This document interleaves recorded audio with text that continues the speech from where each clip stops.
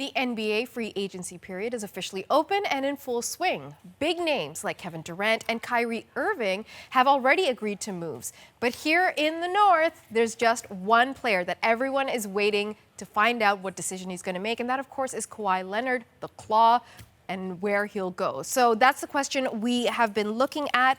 We're going to be discussing that with our next guest who joins us in studio. He is Harrison Sanford, and he and his friend, Raptors great Danny Green, co-host a basketball podcast called Inside the Green Room with Danny Green. Harrison, welcome to the show again. Thank you for having me.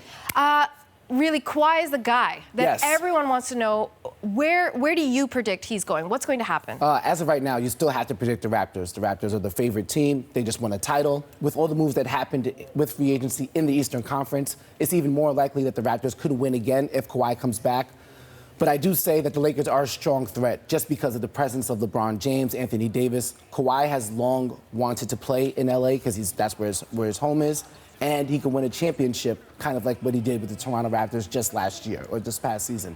So it's really a toss-up. But again, why wouldn't the favorite be the Raptors going into this, especially knowing that they had the last meeting as well? Okay, so let me give you the counter-argument to that is Sure.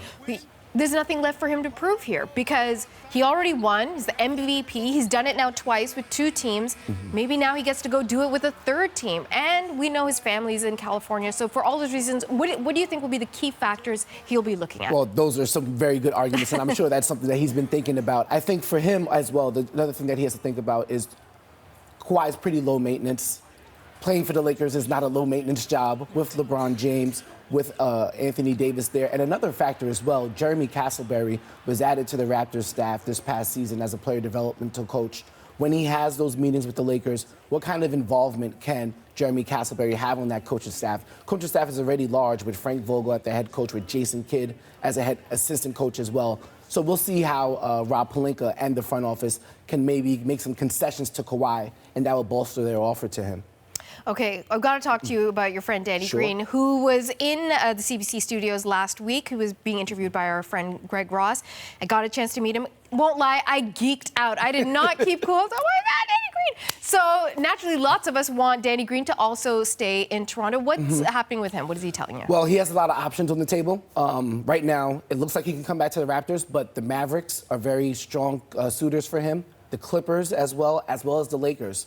For him, a lot of the decision comes down to Kawhi, not necessarily that he'll go with Kawhi, but where Kawhi goes, he could potentially eat up some of the cap space from that team that he doesn't go to. For example, if Kawhi comes back, Danny could very well play for the Lakers because now that money that the Lakers are going to offer Kawhi could very well be for Danny. It would be available for him. And obviously, Danny would like to come back, but there could be a situation where the Raptors can't bring him back financially because they might go over the luxury tax or go over the salary cap. And because they're over the salary cap, they'll have to pay a tax on every dollar they go over that salary cap. So it's a very strong possibility that Danny doesn't come back, even if Kawhi does. It might be up to the Raptors to decide if they want to pay that luxury tax bill. What happens if the team loses Kawhi and if they lose Danny? What do the Raptors have to do at that stage? At that point, Masai Ujiri and Bobby Webster will probably have to start thinking about how they can improve the team for the future. Luckily for them, and they knew about this, the way the contracts are structured, Kyle Lowry, Serge Ibaka, Fred VanVleet, Marc Gasol, those are all large contracts that come off the books. So they'll be able to kind of reset the roster, trade them as valuable assets because they're all expiring deals. And then you can kind of work around OG Anunoby and Pascal Siakam and kind of see where things go from there. Okay. And we've obviously concentrated a lot on the Raptors in this conversation. But Sure. overall, in this free agency time, what have you been noticing? What are you looking out for? Well, I think the biggest thing, and it still pertains to the Raptors, that majority of the teams in the league, and not just in the Eastern Conference, got worse. Milwaukee Bucks, who had Malcolm Brogdon, who sometimes looked like their second best player. He is now with the Indiana Pacers. If you look at the Celtics, they lost Al Horford. The Sixers made some readjustments. We'll have to see if they're still as good. Maybe they're worse.